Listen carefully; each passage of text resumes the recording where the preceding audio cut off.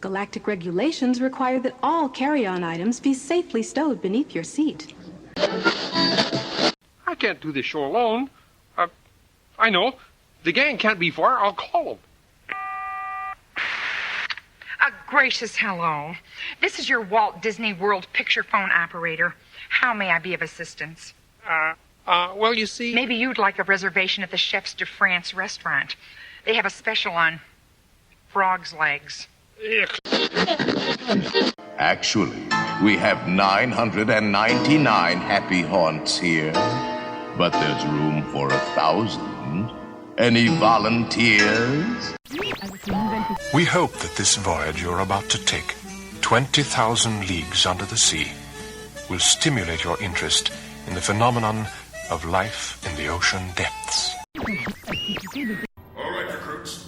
Proceed to our prisoner teleportation chamber for further briefing. Cleekly? At your service, Captain. WDW Radio, your information station.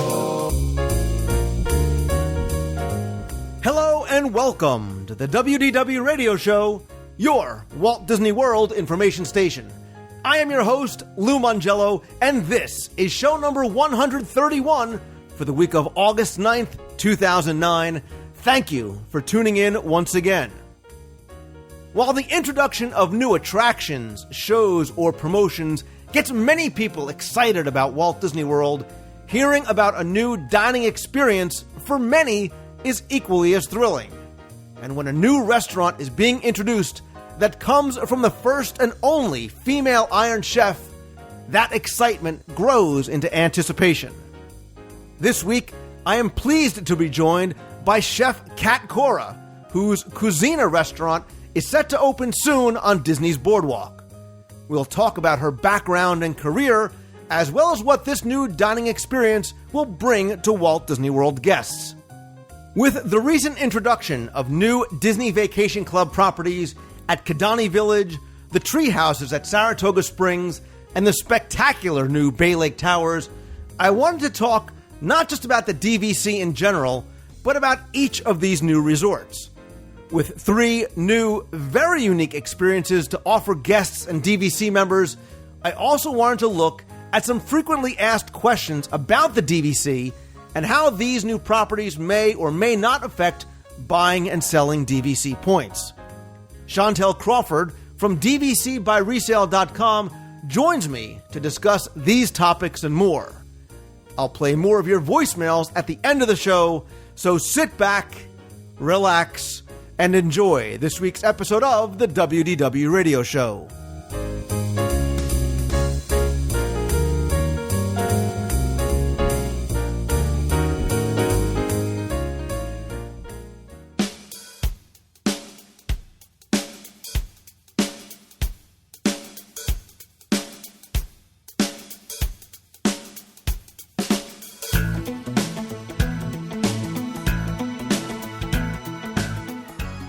When people think about Walt Disney World, quite often their first thoughts go to children riding classic attractions in Fantasyland, an image of Cinderella Castle, memories of their first trip as a child, or even their favorite resort. And while each of these is an important part of any Walt Disney World vacation, one thing that's often missing from that list is the food. Because, as I've said for years, Walt Disney World is not just about burgers and fries, but actually offers some of the most incredible, unique dining experiences anywhere in the world.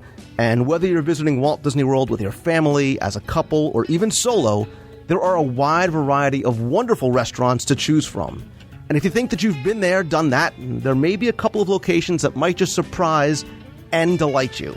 And coming this fall is a new dining experience to add to the list, as one of the world's most renowned celebrity chefs, Kat Cora, is bringing her new restaurant, Cuisina, to Disney's Boardwalk. And today, I am pleased to be joined by none other than the Iron Chef herself, Kat Cora. Chef, welcome to the WDW Radio Show. Thank you, Lou. Thanks a lot. I was glad to be here. Oh, it's really a big thrill for me. I am very much a food person. Love it. But before we talk about the restaurant and the food, which, believe me, I'm so excited to start talking about the food, let's talk a little bit about your background and tell us, how do you go from Kat Cora, the little girl in Mississippi watching her family with their Greek restaurants, to Kat Cora, Iron Chef, and let me be clear, Kat Cora, the first and only female Iron Chef?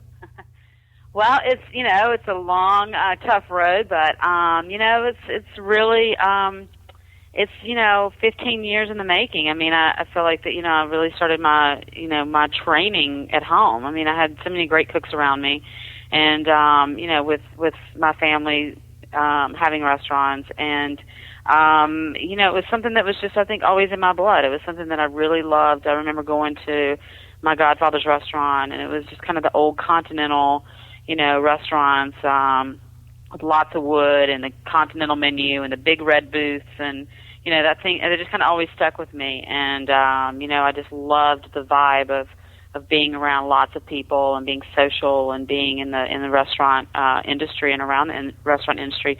And I just it just kind of came full circle and for me. And like I said, it's been a tough road, but it's been so well worth it. I mean, it's just I feel like I have the best career. Yeah, and it always starts sort of at home and with the family. And I think Greeks, much like Italians, I come from a very traditional. We almost have this borderline obsession with food that starts very, very early on. But it's so true. I mean, we did the same thing. I mean, we really, every single thing we did that had to do with gathering and getting together was really around food and parties and just having a great time and enjoying life. And, I think that's really universal for so many people and so many different, heritages and cultures is, gathering around food and really, kind of breaking bread together and enjoying each other and enjoying great food and great wines and just having a lot of fun. And really, it's just about loving life. Absolutely. But you sort of knew kind of early on, you had the easy bake oven. Not that I did, but you had the easy bake oven. But tell us, at 15, you come up with this business plan. A teenager, you come up with a business plan for your own restaurant that you bring to the family. Tell us about that and what your family's reaction to that was. Well, I think they were, I definitely think, my godfather, who I gave it to, was the restaurateur in the family, was very surprised and really, kind of just, thrilled too. I think in a lot of ways. I think he just, he really was amused by it. And but that same passion and the same idea is what I'm putting into Cuisina. I mean, at Disney World. I mean, that's really my family's soul food. It's really what I grew up around. It's exactly what my values around food are and philosophies, and I'm bringing all of that. I think Disney and I together are bringing all that in such a beautiful way to Cuisina there at the resort and the boardwalk. So I'm just really proud to be able to share that after all these years. But the definitely the idea, the concept behind the restaurant when I was 15 is no different than the restaurant I'm opening in September. I mean, it's really the same. It's really I've stayed true to that concept and idea, and it's very, very similar. Right. So as you're going through on your career, obviously you're probably most well known not just for your books and your TV appearances, but for being on Iron Chef America. But you've also done some other things with Disney as well, including the video on demand series and the What's Cooking with Kat Cora. How did that relationship start with the Disney company? Well, and that really, What's Cooking with Kat Cora kind of kicked it off in a lot of ways. And really kicked off the relationship. We'd been talking for, a long time. I mean, we're going on, 2-3 years now, and really about partnering together on several levels. I mean, not just restaurants, but also media.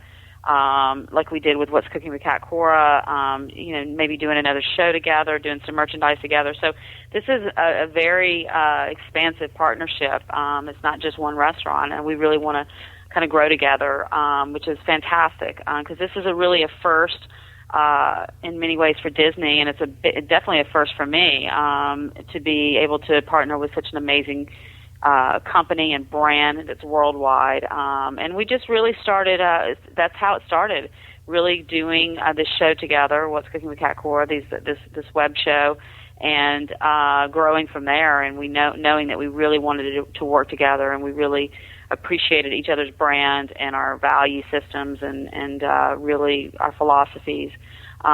Were very similar, and my first, I was like you were saying in the opening, our first big family vacation was to Disney World.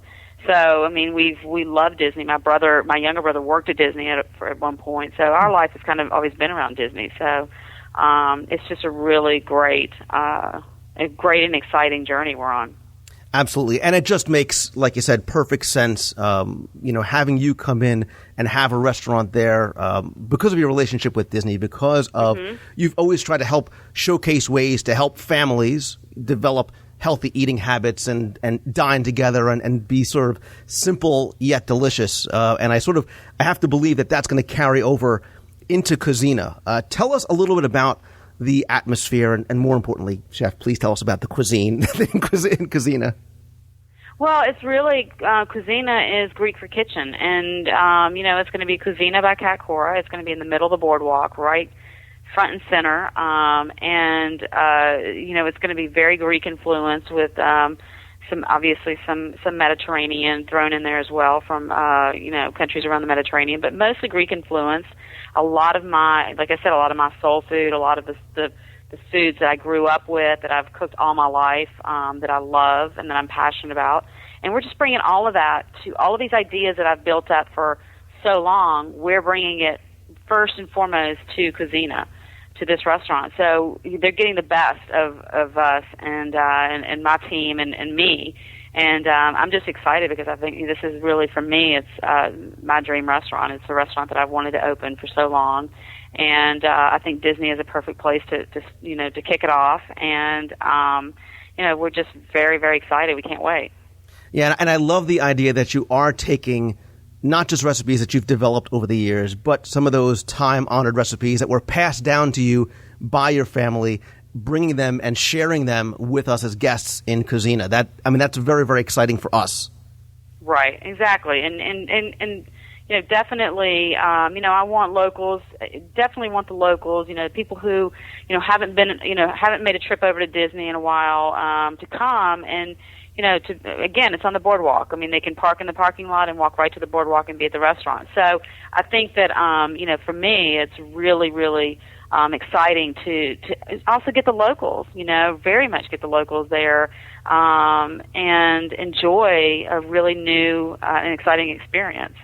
Absolutely. And you're taking over the location that was previously occupied by Spoodles, very much a fan favorite. You actually shot a video there. I remember your Southern Gravy video, which, I couldn't do, but boy, I was really, I could almost smell it through the video. How is the decor going to change from Spoodles to Cuisina? Well, drastically. I mean, we're changing everything. So, it's going to be a brand new restaurant. We're closing the doors, redecorating, renovating it, and it's going to be open up to a brand new restaurant, which is going to be Cuisina. So, you're not going to see really, although, definitely, and I've eaten at Spoodles, really good place to eat, but it's really going to be a completely different restaurant. Absolutely. Very much looking forward, and very much a family atmosphere. It has higher end food, and it's great for couples, and it's great for. But again, you want it to be a place that a family can come, and there's something on the menu for everybody. Absolutely. Yeah, we're going to have a kids menu. We'll definitely have something for the kids.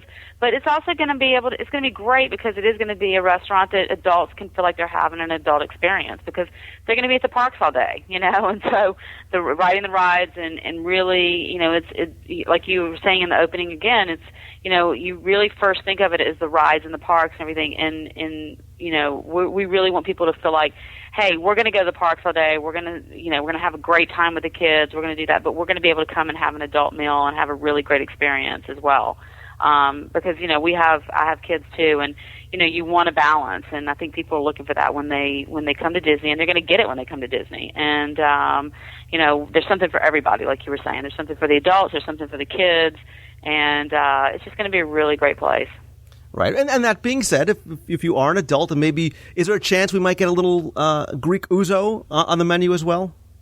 Oh, yeah, absolutely. we're going to have ouzo. We're going to have a specialty drink, which is going to be my ouzatini, which is a martini made with ouzo.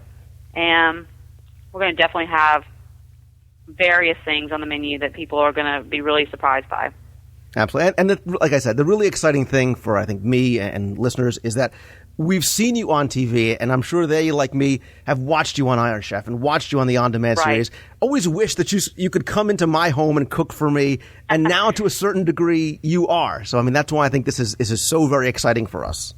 Right, and that's the thing is, and I'm definitely going to be being there and spending some time there, and really we're doing some grand opening parties. I'm going to be there for the International Food and Wine Festival again at Epcot, and doing a lot of things around the restaurant. It's just going to be a really, really exciting fall for us. And then obviously visiting the restaurant and spending time with the chefs and the cooks there, and really making sure that the quality stays consistent, and that it opens as a great restaurant and remains a great restaurant. And so that's really my goal, is to make sure that the quality is always there for the customer. Right, true. And if you're going to put your name on it, it's great to see that you are going to have such a vested interest and be there to be a part of it. Again, Cucina is opening in the fall of 2009. I guess we're waiting still for an official opening date for guests over on Disney's Boardwalk in the former location of Cucina. Obviously, to find out more about Katkura, you can watch Iron Chef America. You have a third book coming out, Classics with a Twist. Third book coming out, Classics with a Twist, which is going to be out in the spring, probably around Mother's Day. People can go to katkuraCooks.com, our website, and find out where I'm going to be in the world, and just really look out for it. We're hoping September is going to be the opening, maybe even earlier. So we'll definitely keep you guys posted, so you can keep your listeners posted. So we're very excited about it. The news will be out as soon as we get an official date, and we'll put it out there for everybody to come on in. Absolutely, and I will put links up to Katkura Cooks as well as the Disney Parks video website, where they can find out more, as well as links to your other books, Katkura's Kitchen and Cooking from the Hip, Fast, Easy, and Phenomenal Meals, as well as your third one, Classics with a Twist, coming out in the spring. Iron Chef Katkura, thank you so very, very much for taking out of the time out of your very busy personal and professional schedule. We are very, very excited about Cucina opening up later on this fall. My pleasure, Lou, and thanks to all your listeners, and come on out and see us. We absolutely will. Okay, take care.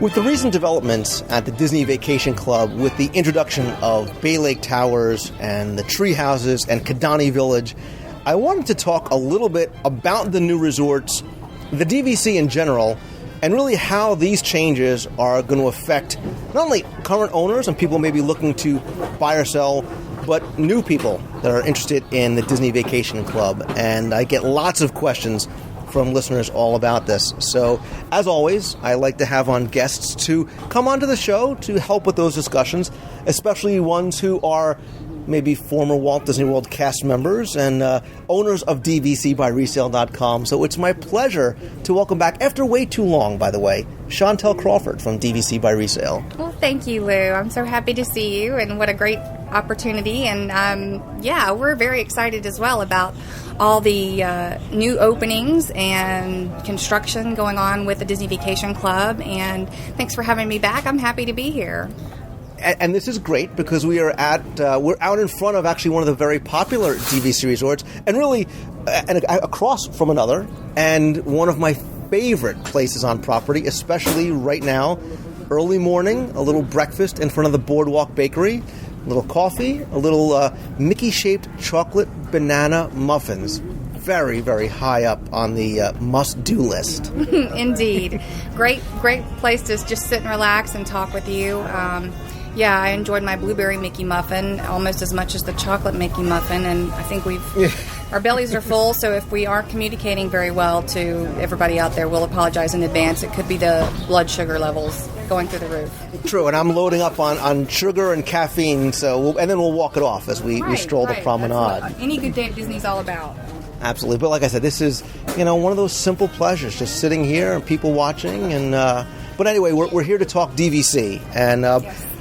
First things first, I wanted to get your professional opinion, and your not-so-professional opinion, about the new DVC resorts, because it's a very exciting year for Walt Disney World guests, especially people who are DVC members. And let's kind of take them one by one. I had a chance to visit these as well a couple of months ago.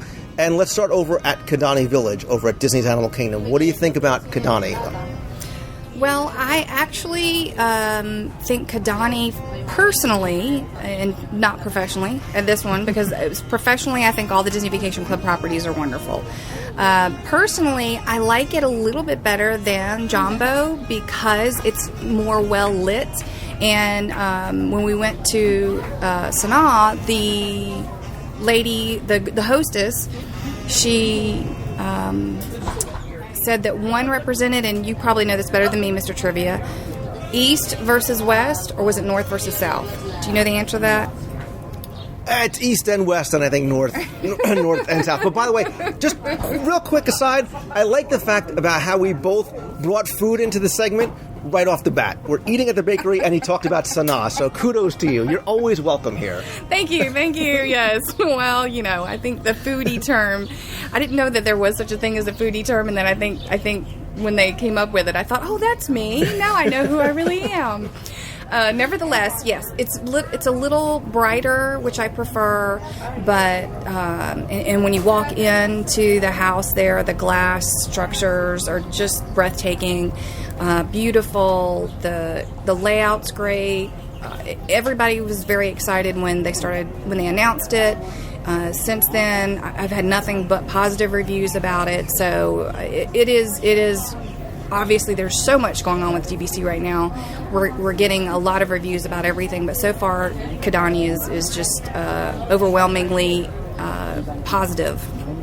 Yeah, and the rooms are wonderfully themed, much like Animal Kingdom Lodge, maybe even more so. There was a lot of neat little Lion King details in there. Obviously, you can get a view of the savannah. But what I really liked about Kidani was when you entered the main house, and I just felt that it was much smaller, much more intimate, and I sort of got that sense that if I were a DVC member, this is really what it would feel like when they say welcome home, because it is so much smaller, it is so much, not that it's exclusive, but you do feel like this is my home, this is where this is where I want to be, and just a beautifully done lobby, again, on a much smaller scale. Agreed, and I think that's one of the draws, is the fact that we do have our own area, we have our own savannah, so we do feel special. I mean, everybody feels special at Disney, but Disney Vacation Club members, because they kind of did it that way, you definitely have a welcome home, this is mine. There's an ownership feel to it that I don't think necessarily you would experience over at Jumbo. The next resort, and one that when it was announced and when it was being rumored and announced, I was very, very excited about personally, because I remembered staying there as a kid, and as much as so many of the Disney properties, especially something like Animal Kingdom Lodge and Kidani Village, really give you a sense of being transported away from Florida. I think you really get that sense over at the Treehouse Villas. And again, remember staying there as a kid, you feel so immersed in this very dense wooded area. You would never get the sense that you are in the middle of Florida, much like you get at Wilderness Lodge, that same kind of feeling. And then seeing the updated villas, blending that nostalgia with modern amenities and still having that same feel, very excited to hopefully get a chance to stay there. I agree, and you've got a jump start on me as far as having already seen those. I haven't had the opportunity to see those anywhere other than online in pictures in your site, for example. But I will tell you this, that originally, when I was a cast member, I worked at the front desk at Fort Wilderness.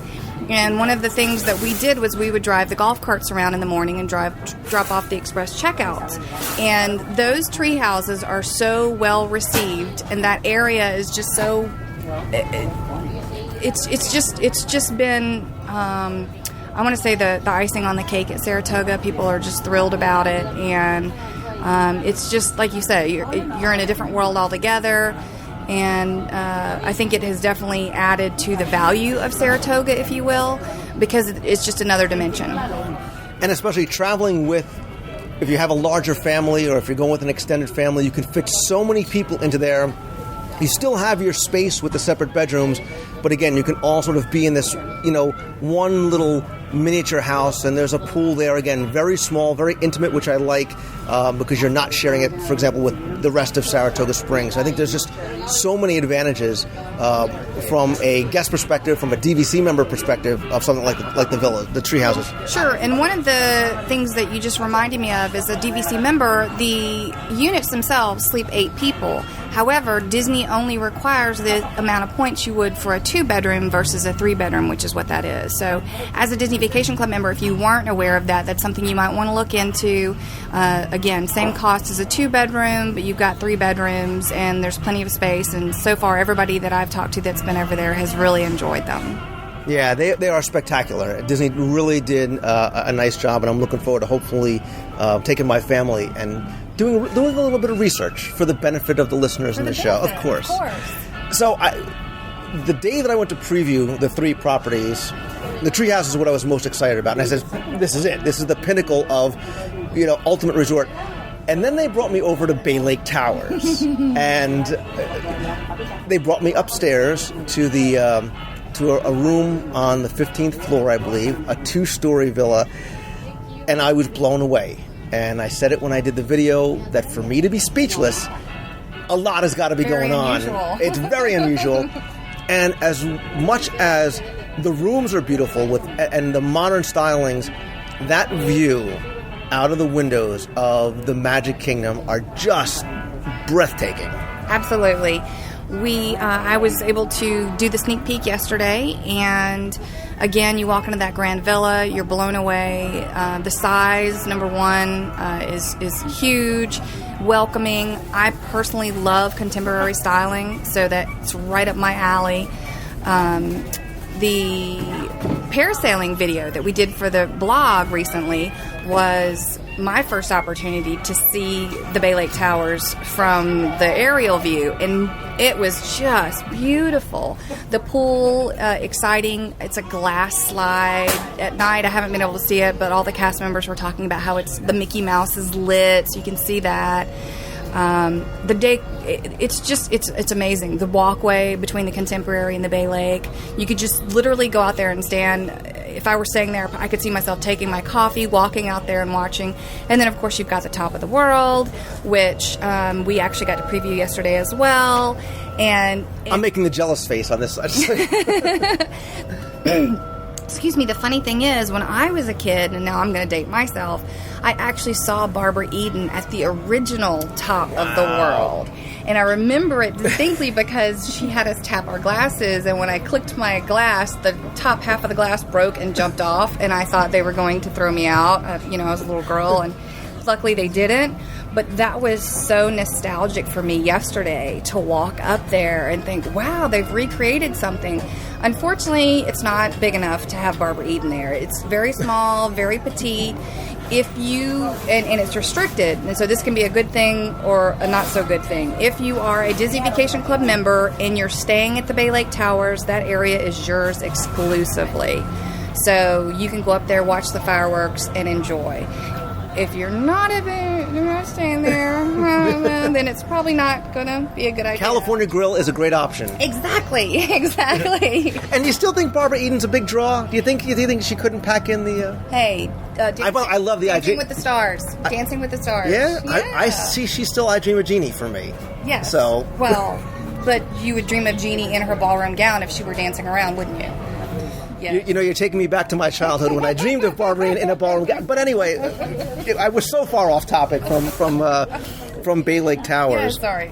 But I'm happy you mentioned Top of the World because I love that nod to the old Top of the World that used to be on top of the original Contemporary building. And that's what Bay Lake Tower, I think, does, is it merges sort of the classic contemporary, pardon the pun, with the modern contemporary, and still sort of carries over that same feel of the original A-frame contemporary, but again, much more modern. But still, even though it's contemporary styling, I still get a sense that it's still very warm, it's still very cozy and comfortable inside the rooms. Agreed. Yeah. And you know what? You just reminded me that when they... Is this another Barbara Eden reference? No. This is a Lou Mongello podcast reference. When I came on your shows, one of the very first times, you asked me, is there going to be a contemporary? Right. And at that time, someone who was a cast member had told me that no, it was not. Well, lo and behold, I had false information. Obviously, I don't trust that person anymore. I come to you now. I remember that discussion because there was a lot of debate back and forth. What were they building? Was it going to be DVC? Was it not DVC? It doesn't matter in the grand scheme of things because the resort is simply... And I think a lot of people were concerned initially with the C-shaped building. How does it? But I think it just works so well right there. And again, if you're fortunate enough to get one of those Magic Kingdom views or even the Bay Lake views, just spectacular. Agreed. And I asked specifically about that yesterday. They said 20% of the rooms will have the Magic Kingdom view. So it's limited, but I think, the exclusivity of it will keep people coming back. And again, you mentioned going to the Top of the World, going to the walkway, all of those views are going to be great. But even if you're simply looking over the pool at Bay Lake, that is breathtaking in and of its own. And they have a gorgeous fountain in the back that I took a picture of. So it's I just don't think anybody's going to be disappointed no matter what room they're in or what view they've got. But heading up and being able to watch the fireworks and wishes will be piped in through the rooms on the television. So I'm excited to experience that. Nice. And just as we were talking about location, we talk about the boardwalk and the beach club, even more so there because you are on the only DVC property on the monorail. And especially if you have young kids or are a Magic Kingdom fan, much like myself, being on the monorail is just, it's priceless. Sure, and walking distance from the Magic Kingdom, even if you're, near the front gate and you don't want to hop on the monorail because the lines are long, just walk right over and you're home. And you have access to all the watercraft and everything else as well, and of course all the great dining that the Contemporary has to offer too. Yes, so can't not. And I'm waiting for another good old seven. If you mention Charles Nelson Riley or something in the rest of this segment, I'd be really happy to partner with the Barbara Eden reference. But I've gotten a lot of questions from listeners, and this is part of the reason why I wanted you here because I think you're much better suited to answer. How does the introduction of these new resorts, how does it affect the idea of buying or selling, especially through resale? Good question. Hopefully I'll be the expert for that one. If I'm not, maybe I need to be fired. I'll have to check with my boss. Nevertheless, the introduction of the properties does nothing but, I feel like, create a wider net, if you will, for the current DVC members. We've already got great resorts to go to, and each time Disney builds another one, it creates another experience because, to Disney's credit, one size does not fit all. And people all the time ask me, what's your favorite resort and why? What's the best resort and why? Well, it really depends on the time of year, where I am, what's going on, and for example, during the Food and Wine Festival, where we are right now is where I want to be, Boardwalk or Beach Club. I want to walk over and have the wine and not worry about driving home. And when it's winter, I want to go to Wilderness Lodge and sit in front of the fire and have hot cocoa. In the summer, I want to get away. I want to be at Old Key West, by the pool, relaxing, out of the crowds, if you will. So obviously, Bay Lake Towers, it's got a contemporary feel. That appeals to me in general. I just love that sleek, modern, mixed with a retro look and the ability to walk over to Magic Kingdom. So you nailed it. Location, location, location. You can hop on the monorail, go over and see the other resorts, Polynesian Grand Floridian. It's very convenient. So I think as they build more, it just appeals to a wider audience, and something that maybe you didn't originally plan on experiencing with your family, for example, Hawaii, which is coming online in 2011. Oh, I'm so talking research trip when we're thinking about Hawaii. We are all over that. When that comes around, that's just one more place. So I think in terms of the value of the properties, there's a lot of factors that influence those. Obviously, the older properties, you would think their value would start to go down a little bit because they expire in 2042. But quite frankly, Beach Club is still the number one demanded property I get. And again, I think that has a lot to do with location in the pool. Obviously, the Bay Lake Tower is already getting requests for that. But Disney, to their credit, because they have that right of first refusal, they maintain the integrity of all the properties. And this is, and I saw this the other night, and I believe it was, I may misquote this, not Forbes, but one of the travel magazines said that, once again, Walt Disney World is the number one vacation destination in the world. So in terms of value, owning a piece of Walt Disney World, well, there you go. It kind of speaks for itself. And you made a great point, something I never thought about. I love the idea of choosing your resort based on the time of year. I never thought. Little Polynesian action. I love the retreat to Old Key West. You're right, Wilderness Lodge around Christmas time is simply spectacular. Kudos to you. Big thumbs up. I have to start now, again, researching when I'm going to stay and where. Yeah, I think fall, we don't really get that much color change here, right. But fall at the tree houses would be ideal. You know, that just, time to relax, you're up in the trees, right. You see the change, maybe even spring. So, yeah, that's kind of the way I think. I like that. It's a great way. See, so for the husband or wife that's trying to sell their spouse on that, there you go. There's another argument you can throw into the mix. Absolutely. But another question I get quite often is that I'm thinking about buying through resale, or I just bought through resale, but I was going to buy at Boardwalk, or I was going to buy it at Saratoga Springs.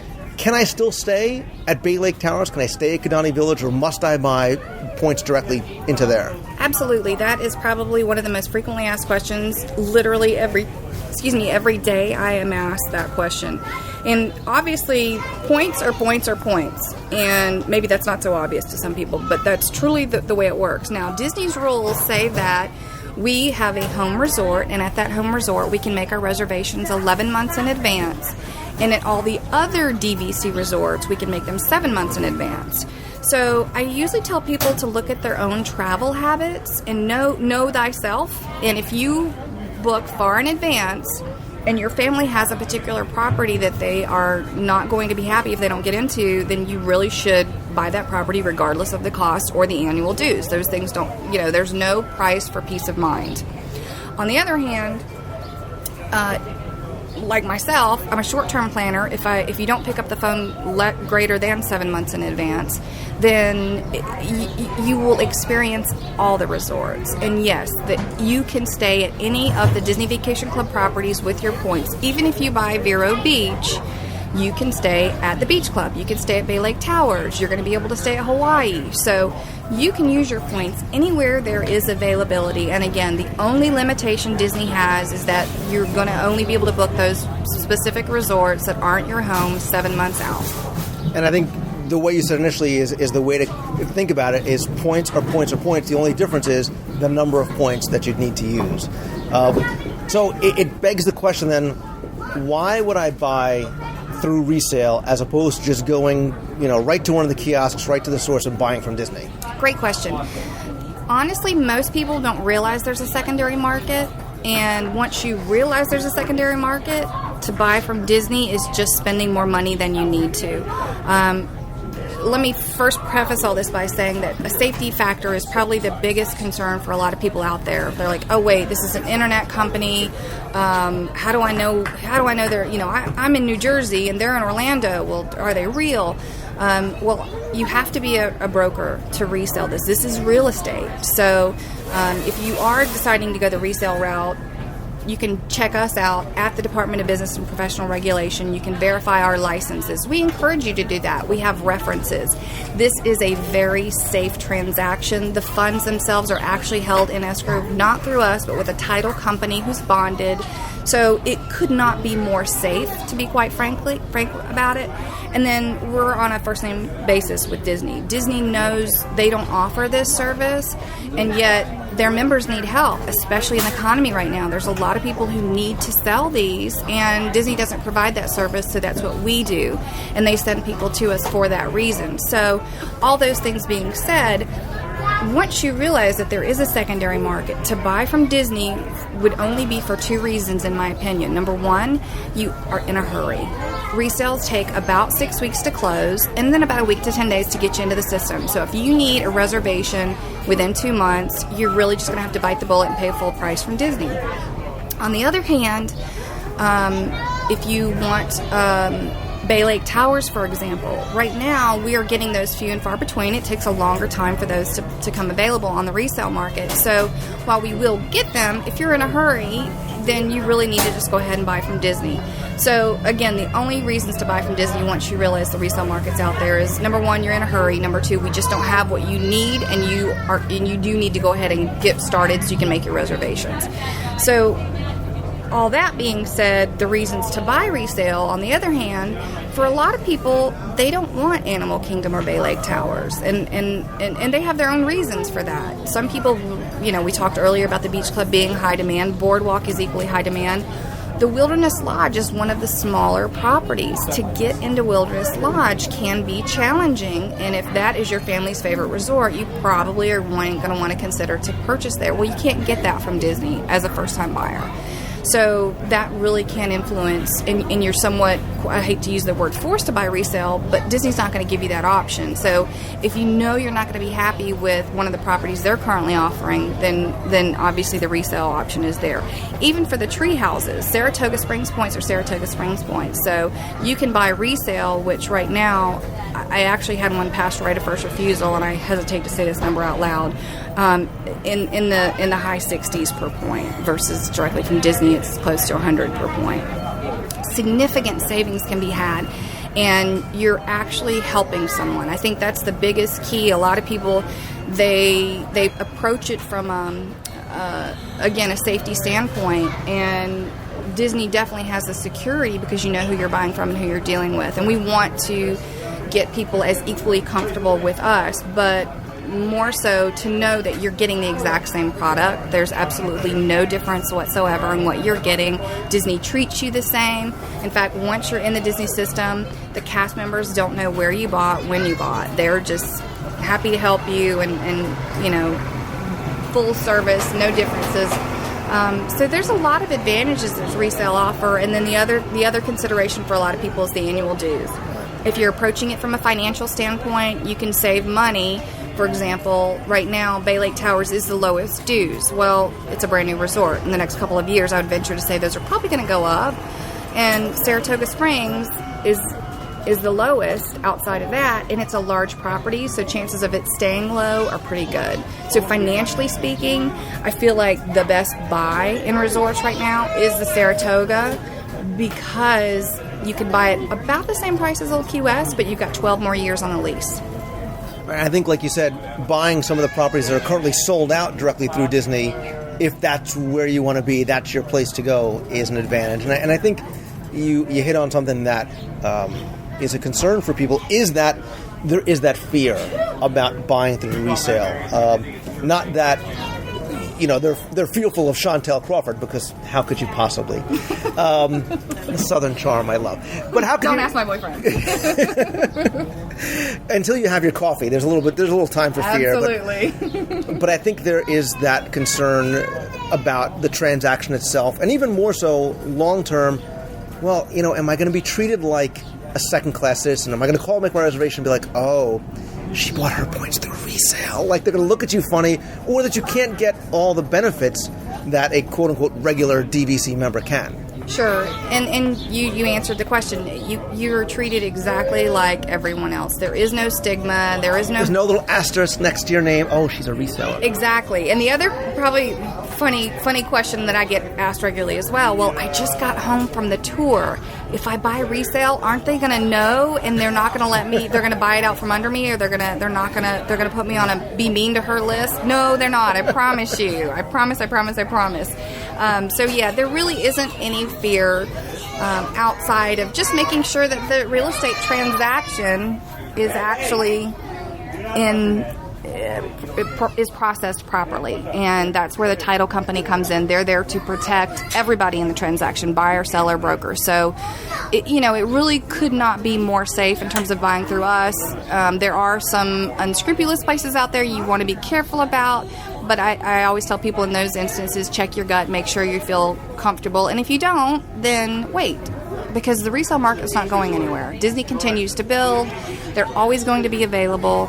The question mark is, will the prices go up or down based on when you want to buy and what your need is. But outside of that, honestly, it is as if bought directly from Disney. And I think you made another good point that if you're thinking about it, whether you go to you or you need to, caveat emptor, buyer beware, do your due diligence, do your research. Obviously, they can go to your website, find out more about you. They can talk to the Better Business Bureau. But the thing that I like, too, is that if they call DVC by Resale and they want to talk to you, they want to talk to the owner of the company, they can. So you directly will be able to answer any of the questions that maybe the website doesn't have. Absolutely. We do have other salespeople, and they should always do an equally well job. Is that proper English, sure. Lou? Help me with that. They should always answer all your questions and thoroughly be able to help you. But if there's ever any doubt or any reason I want you to ask for me, I'm always going to be available. That's part of the integrity of when I set up the company to begin with, and I am always going to be able to help when those questions need to be answered. Obviously, I'm a Disney Vacation Club member myself, and I'm in and around the Disney area hanging out with my friends like you, and so I'm always happy to help. And if I don't know the answer, and this is actually something I learned as a Disney cast member, if I don't know the answer, I'll tell you I don't know the answer, but I'll do my best to find out for you. Well, that's a perfect segue, because Chantel Crawford, I have 3 questions for you. I have 3 listener questions that I'm going to blindside you with, and this is the test. This is your test to see. Oh, no. So, this is not fair. All right. I was not warned about this ahead of time. Well, listen. This is how we roll here. That's right. So, Ken Garnhart sent an email saying, "Lou, I wanted to hear a segment about DVC point changes for 2010. He says he's heard that they've been changed and that the same trip you take in 2009 might be more in 2010.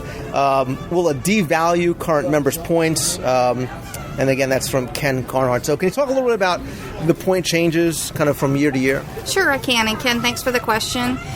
There was a big ruckus, for lack of a better word. A ruckus? A ruckus. There was a ruckus when the points charts came out for 2010, because so many of the members bought with the intentions of traveling only Sunday through Thursday. They're very point thrifty, and when they changed the points, what happened was Disney redistributed them. And probably let me back up and explain something very quickly about how the points can change, because that's another frequently asked questions.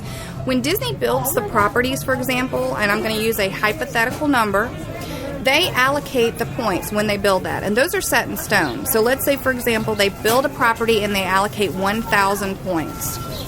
They then go in and create those points charts. They cannot go over the 1,000 points, and they create a studio might be 8 points, a 1-bedroom 10 points, a 2-bedroom 12 points. That's low season. High season, those numbers are going to go up a little bit. So they distribute those throughout the points chart, and they say, okay, there we go, and they're published. Well, Disney looks at their demand, and they reserve the right to change those charts based on demand. So what apparently was happening is the demand was such that they felt like they need to redistribute those 1,000 points remain the same, but instead of a Friday night maybe costing you 25 points, it dropped to maybe 23. And they added on to maybe a Monday night, Monday through Thursday, which was 9 before. They added points onto that, so now it's maybe 12 or 13 or 14. So the value of the point didn't change. But what it did, unfortunately, rock the boat for a lot of people is if they're only traveling Sunday through Thursday and they knew that it was going to cost them 50 points, suddenly that's now 55 points, and they're a little bothered by that, but that's Disney's right to do that, and I've only seen them do that one other time in the 12 years that I've been reselling. So it's not a common factor, but it will and can and will happen, obviously. But in terms of the value, no value change whatsoever. It's still good. Good question, Ken. I'm glad you asked it. That actually is something that's come up quite often. For some people, it worked to their advantage. For other people, it didn't. And if you're one of those unfortunate people, I'm sorry, but you know where to get more points if you need them. Nice plug. All right, so I think you're 1 for 1, but Christopher has a question. He says, Lou, does Walt Disney World or the DVC offer any special viewing areas for the nighttime parades or fireworks that you can request or make a reservation for without paying? If so, how do I make it? He says sometimes I see guests in Epcot specifically but there's no, DVC members have no sort of, other than unless maybe your balcony at the boardwalk faces Epcot. There you go. Exactly. Not to my knowledge. That's a good question, Christopher, and I think we should all 350,000 Disney Vacation Club members should now contact your guide and tell them that you would like to have a special viewing area, because that's a great idea. But not to my knowledge, Lou. You're the trivia guy. Do you know of a special area for DVC? No, but I think we should have a DVC by resale party in Epcot. Yes. A dessert party in Epcot, as long as I'm invited. If not, it's a stupid idea. Every night. Every night. There we go. Just take the Isola over to Italy and just book it for the rest of the year. Perfect. So. Last question. I think you're 2 for 2. The second one was a bit of a softball. This one's a total softball. Oh, no. Because it's all opinion, so there is no wrong answer. Oh, yeah, I like that. So it says, Lou, I have a friend who's willing to sell me some points from his DVC plan. I want to come to Disney in November 2010. I have 3 kids, ages 10, 8, and 3. Which resort should I attend? I heard something that each resort costs different points. Second part of the question, is there a place to find that breakdown? Thanks, and that's from Garland Freeman. So we'll take the easy part first. So you got a 10-year-old, a 3-year-old, and an 8-year-old, and he wants to know which resort you think he should stay at. That's 2 questions, Lou. That makes it 4. I'm not really sure I can proceed with this. It's 3 and like a bonus question at the end. It's noisy around here, so there's too much distractions. I can't focus. I'm sorry. Nevertheless, the best resort for children, that is a loaded question because it's Disney World. So every resort is going to be great for the kids. You have children, Lou. You help me with that. I don't have children, so while I do, but I never take them with me because I'm always researching. Notice that I have no kids roaming around here. They're going to be in therapy when they grow up because Dad hasn't hung out with them enough. Come on, Lou. Great, my parenting skills come into question. Anyway, the first one that came to mind is one that's a personal favorite of mine, and I'll explain why I think it's good for kids. And I was going to say the Beach Club. Okay. Yes. Not only because you can walk to Epcot, you can walk to the studios. You've got Stormalong Bay, which to me is a water park in and of itself. You're coming in November. It's still going to be a little warm. You might want to take an afternoon and come back to the resort. I think there's arguably no better pool on property, especially from a DVC perspective. I think second to that, I might say if you could get in to Bay Lake Tower because you're on the monorail route, and if your kids want to spend a lot of time in the Magic Kingdom, location. Okay, let me throw another one in there, though, which could be first or second, depending. If you're coming during Thanksgiving, Wilderness Lodge. Nice. Very cozy. The kids love it. I have my guests talk to me all the time. Once you experience that during the holiday season, that's the only place you want to go. So they might enjoy that. That's a very cool pool also. Not as cool as Beach Club, but it's still, you've got the Yosemite geyser. That's the word I'm looking for. And you've got, I love being able to take, I actually prefer taking the watercraft over from Wilderness Lodge, and I agree with you. I think the lobby there during the holidays is probably the best. Grand Floridian close with the gingerbread house, but so unique there at Wilderness Lodge. Yes. It's a winter feel that I think matches the holidays perfectly. But to answer your question further, Garland, I don't think you'll be disappointed with any of the Disney Vacation Club resorts. If your kids were a little bit older, I might recommend Saratoga because of its proximity to downtown Disney. But since they're so young, maybe save that one for later on. And to further your question about the points charts. Oh, wait. Sorry. I just thought you can't not say Kidani because you've got the savannah, you've got the animals, the kids, the 3-year-old, 8-year-old kids dig animals. Good point. So so we pretty much mentioned all the and Boardwalk has the great pool too with the scary clown. Right. But so we've mentioned now all the resorts, so there is no wrong don't answer. Forget Old Key West, because you've got the larger units and you can drive up and park there, which is easy if your wife is exhausted and she wants you to carry the kids up and down the stairs or wherever you need to go. And you've got the river and the marina there too. Yeah. So we haven't really been much help for Garland. No, pretty much not. Okay. Garland, good luck. Well. Okay, second part of the question. I'm setting you up. I'm throwing a strike right down the middle. Chantel, tell me, is there a place that maybe he could go to find these point charts? Coincidentally, we have just updated our points charts. And let me just say, we did not plan this, ladies and gentlemen. You're not related to Garland anyway, are you? I said, send this question in. No, thanks to tagrail.com. He has a great point chart that he created on his own. He was kind enough to lend that to us permanently.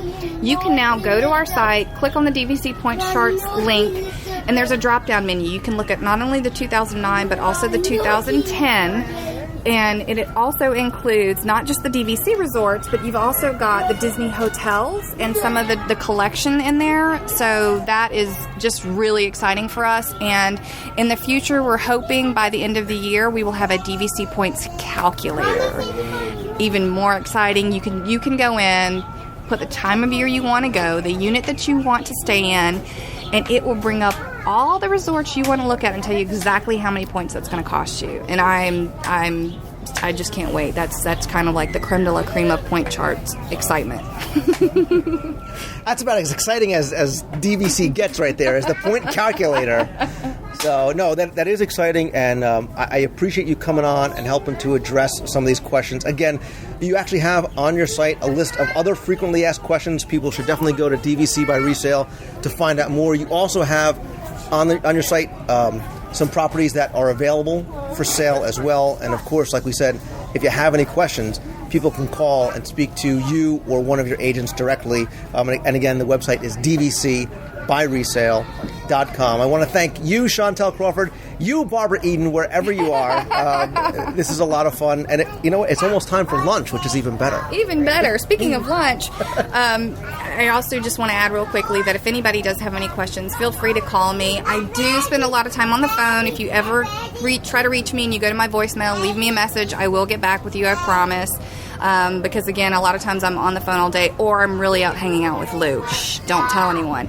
But just as today we're here at the bakery, one of the things that I think a lot of people may enjoy, I just want to quickly mention, it's unrelated to the DVC sales, and that is our new blog called Restaurants, Recess, and Relaxation. And you'll be our special guest on a couple of segments, so please come see Lou live and in person. And I'm eating. You caught me. Of course, the first one we do, you have me eating. I'm getting a bad reputation and a bad figure as well. Well, maybe we'll do something different today, just so you don't have to be known as the guy who is always eating. But hopefully that is just a way for me to share some of the experiences like yourself. I've been in and around Disney for about 20 years now, and I've experienced a lot. People are always asking me, what's your favorite ... And this is a way for me to share some of those things. And as a Disney Vacation Club member, you have the ability to slow down, take a deep breath, and sit and have coffee at the bakery if you choose to do so, that you may not have done before when you were doing the Commando Park thing. And the blog is going to hopefully give you some neat places to check out on your next trip down. So thank you so much for having me. It really has been fun, as always, and just look forward to hearing from the listeners. Please, if you do give me a call and you heard about me or DVC by Resale from Lou, please mention it so I can call him up and give him a hard time. Great. Thank you so much, as always. My pleasure. Thank you, Lou.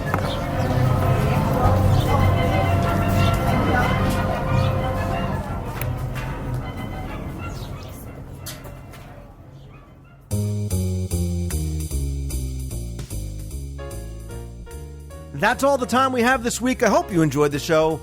Big thanks go out to Chef Kat Cora for joining me this week. You can find her website and blog over at katcoracooks.com. I'll also link in the show notes to the Disney website where you can see her Disney Travel on Demand video series. You can also check out an article about her and the upcoming Cuisina restaurant in issue 5 of Celebrations magazine. Cuisina is set to tentatively open for soft openings sometime in mid-August, We're looking for an official opening date, probably sometime in mid-September. I'll keep you informed on the show about exactly when that is going to be. And also, on a personal note, congratulations to Chef Cora and her family on the birth of her new child. Thanks also to Chantel Crawford from dvcbyresale.com. Go and visit their website for point charts, availability, frequently asked questions, Chantel's blog, and so much more. Just a couple of very quick reminders. Don't forget that the next WDW Radio Meet of the Month in Walt Disney World is going to be Saturday, August 29th. We're going to try a day at a Walt Disney World water park as we're going to meet up over in Typhoon Lagoon. Stay tuned to the site and Twitter and Facebook for details as far as time and locations of where we're going to meet, as well as a backup plan, just in case of bad weather. Also on the site, you'll find dates for September, which is going to be Saturday, September 26th, and October, which will likely be Saturday the 24th or Sunday the 25th. Again, best places to find out all the details is on the WDW Radio Show fan page on Facebook or in the forums at WDWRadio.com. Don't forget that if you have any questions that you want me to answer on the show, you can email me at lou@WDWRadio.com, or if you want to be heard on the air, call the toll-free voicemail line at 888-703-2171. Don't forget to also come by, follow me on Twitter. It's twitter.com/Lou Mongello. Best place to get instant updates. I play games, post photos, and more from the parks. Again, links to that right on the homepage of WDWRadio.com. Also, stay tuned for the next WDW Radio live show. It'll be a live, interactive video and audio broadcast with chat. Again, Twitter, Facebook, best places to find out exactly when that is going to be. To subscribe or order back issues of Celebrations Magazine, you can head on over to celebrationspress.com. If you are a subscriber, look for issue 6 coming very, very soon. Thanks as always to my partners and sponsors, including Mousefan Travel. They are my official and recommended travel provider for all your vacation planning needs. You can go and get a free, no-obligation quote over at mousefantravel.com. Or if you're interested in maybe a vacation home in or around Walt Disney World, you can go and visit All-Star Vacation Homes. They have more than 150 homes within 5 miles of Walt Disney World, including 2-bedroom condos up to 7-bedroom homes. Again, that's allstarvacationhomes.com. And once again, thanks to Chantel Crawford over at dvcbyresale.com. Also, don't forget to come by if you're interested in joining us on the Disney Dream Cruise. In 2011, we are looking to take a ride aboard the all-new Disney Dream ship on the Disney Cruise Line in 2011, looking to gauge interest as far as sailing date, what type of cabin you might prefer. Again, you'll find links to that right in the show notes. And as always, my friends, if you like the show, please help spread the word. Let others know about it. Review the show in iTunes and come say hi on Facebook and join the WDW Radio Show fan page. Again, lots of exciting things coming up in the next few weeks. I've got some special guests, new segments, and more. Stay tuned, and if you're a new listener, please go back, check out the podcast archives. I think you might find some segments and some topics and some interviews you might enjoy there as well. Oh, don't forget, Fantasyland, the third in my audio guide to Walt Disney World series, is now available both as a download and on CD. You can visit the website at WDWRadio.com, click on the shop link, order both directly from there. And as always, everybody, thank you so very, very much for taking the time and tuning in. I really, really do appreciate it. So until next time, remember to always keep moving forward and have a great week, everybody. See ya. Hi, Lou. It's Haley. I'm just a big fan, and bye. Happy birthday to you. Happy birthday to you. Happy birthday, Lou Mongello. Happy birthday to you. This is from Emily and White Collins from North City, Tennessee. Happy birthday, Lou. Hey, it's Josh from Maryland calling. I'm a huge fan of the show, and I love the Disney Wayback Machine. I think that's so cool. I love learning about Disney history, so keep using that. I just love that. Just want to say how much of a huge fan I am of the show, and see ya. Hello, Lou. This is Mike Damari, Diz Fanatic on the posts from Edison, New Jersey. And once again, want to thank you for a great show.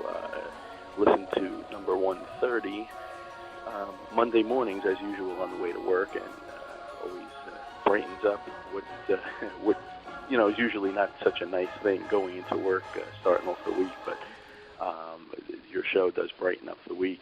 But anyway, it was a fantastic show. Thanks for taking us all down memory lane with the world of motion. And I have to say, one of my favorite scenes, it probably was my favorite scene, being a railroad buff myself, was the scene with the steam engine going head to head with the cattle up on the tracks. But anyway, thanks again. And I also wanted to let you know that I just finished reading the Walt Disney World Trivia Volume 1, and I'm about to start Volume 2 tomorrow morning, and it was great. It also showed me that as much as I thought I knew about Disney World, there's just an infinite amount of things that I don't know, so it was really great to see all these things. And a note to all the listeners out there, if you do not have the Walt Disney World Trivia books, it's an absolute must.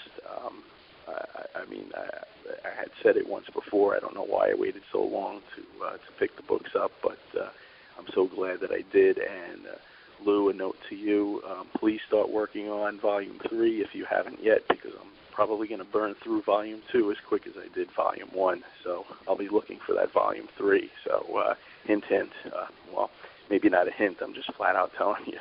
But thanks again. Thanks for the books. Thanks for the great podcasts. And looking forward to my family's big trip down to Disney World in just about a week. So we're getting excited, trying to wrap things up here at home, and it's going to be a 2-week trip. So it's a nice long one. So we'll really be able to soak in almost everything that Disney has to offer. So anyway, take care, Lou. Thanks again. Bye-bye. Hey, Lou. This is Cassie, hanging out in the Magic Kingdom today. I love your show. I just wanted to call and let you know that 2 things. We just came from the big pin event, which I haven't heard you talk about. I know you don't talk about pins too terribly often, but it is a big part of the whole Walt Disney World, thing that we all do out here. And that was a lot of fun. We had a good time, a lot of good friends, a lot of good pin trading. And I also wanted to let you know that in Magic Kingdom, apparently, they're now doing a new fireworks dessert party at the Tomorrowland Terrace Noodle Station in the Magic Kingdom. Guest ages 10 and over at $17.99. Guest ages 3 to 9, $9.99. And you get to sit, eat dessert, and watch Wishes. I hadn't heard about this on the website or on the show yet. Just managed to be in the park, pick up a little flyer about it and see it, and thought everybody'd be interested. Keep doing what you're doing, and thanks. Hey, Lou, it's Paige. I'll be heading down to Disney World in one more week, and I'm really excited. I just wanted to wish you a really happy Disney birthday, and I hope you have a great one. See ya. Bye. Hey, Lou, this is Evan Brock, or, let's just say I Like Pie 58 on WDW Radio Live. I was just calling in because I just finished listening to your podcast about Magic Meets, and then you guys answer some of the listener emails. But for my 13th birthday, I thought I'd like to share this with you guys and everyone else that listens to the podcast. For my 13th birthday, my mom kept this a secret to me. She got me and her tickets to go to Magic Meets, and she got these 2 months a month in advance. I don't know when because she didn't tell me, and she told me she was just trying to keep not telling me, and I would go on our computer and see the website for Magic Meets, and I looked at it, and I was like, oh, that seems cool, but too bad I can't go. And then when she gives it to me, she also gives me something else. It's a cast member pin from the 25th anniversary of Disney World, and it doesn't have any place where they were living and stuff. And I was speechless. And I just could not say anything else. But, yeah, thought I'd share that with you. Hope to see you at Magic Meets. Hope you can sign some of the stuff I got. That's all. But, love the show. Even though that's what almost everyone says, but still, it's a great show. So keep doing it, and see ya. Hey, Lou, this is Adam from TheseAmazingPlaces.com. We got back from our Disney World trip.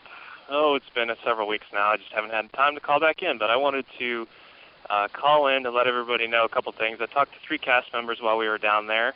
Oh, and we also saw the space shuttle launch, which was pretty cool. We drove to Cape Canaveral to see it. We didn't stay in Disney to see it, but anyway, we spoke to one cast member in Walt, One Man's Dream. He had heard rumors about them also taking out the hat, but of course that was just rumors. We also spoke to the cast member that was standing in front of, and he basically said that he didn't think the track was going to get redone, like a new track or a new line or anything like that, but that was just something that he had heard, so it was rumors.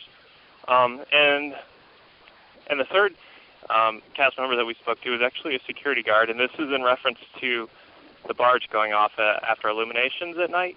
We wanted to go watch it, and we're like, hey, do you know if the barge is going off? And he said that he works the night shift, and generally they don't release the barge.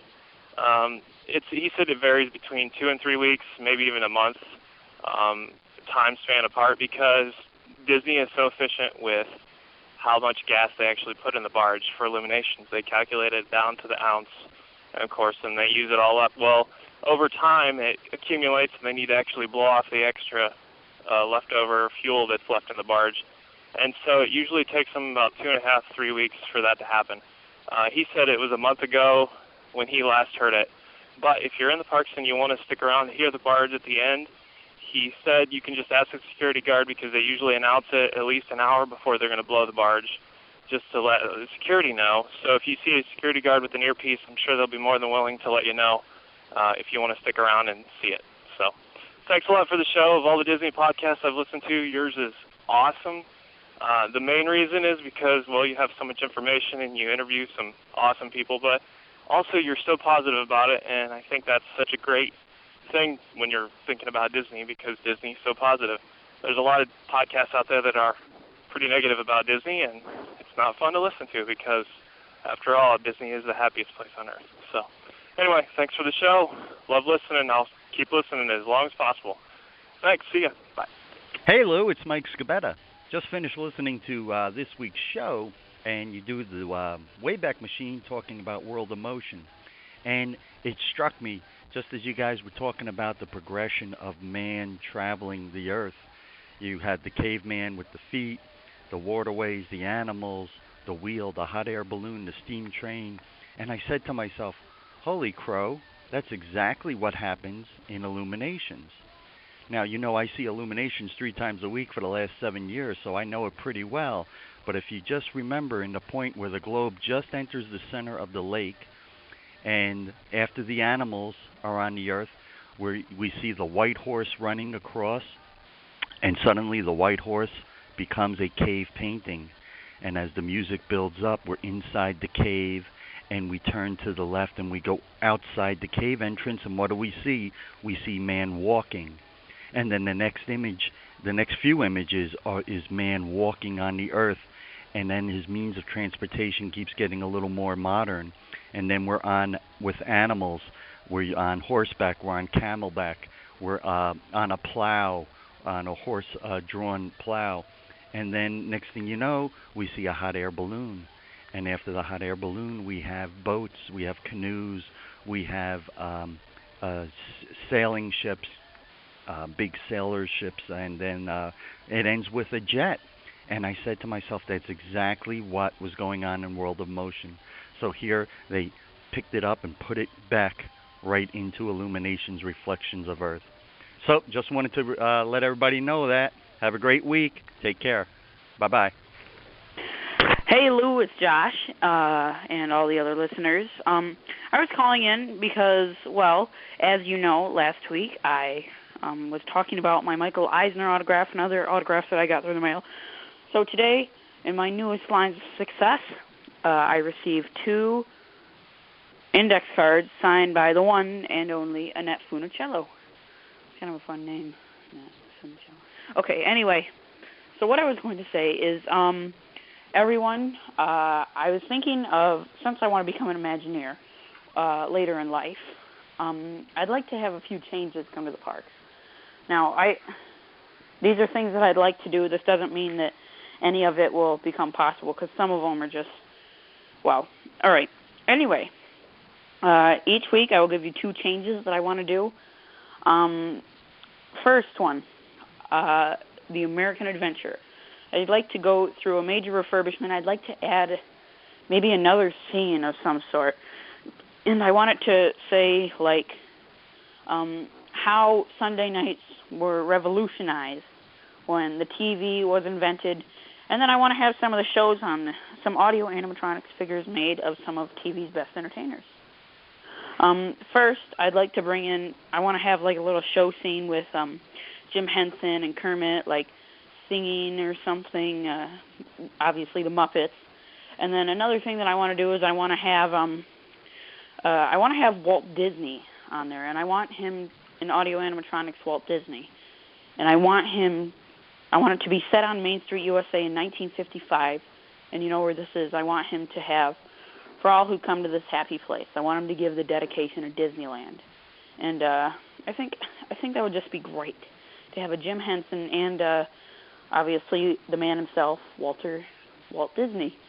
Another change that I want to do, I'd like to maybe have some type of attraction at the United Kingdom Pavilion, because I know for, obviously not for us because just all the detail gone into World Showcase, but maybe to little kids. I realized that I saw some little kids, maybe 5 years old. For them, it can kind of get a little boring going around that long stretch with no attractions, because once you're past Norway and Mexico, there's really nothing besides the American Adventure. Otherwise, there's just Circle Vision films and everything.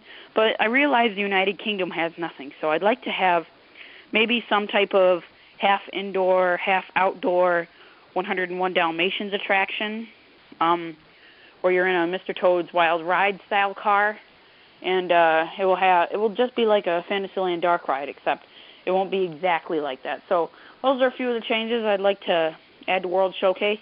You guys, I want your feedback. Call in, give your honest opinion. Don't say, oh, that sounds terrific, just to make me feel good. Tell me if you like it. Tell me if you don't like it. I'll continue to do these. Next week, I will be calling from a special place. No, it's not Disney World. It's quite a ways from Michigan, actually. So you guys will have to wait. See ya. Bye.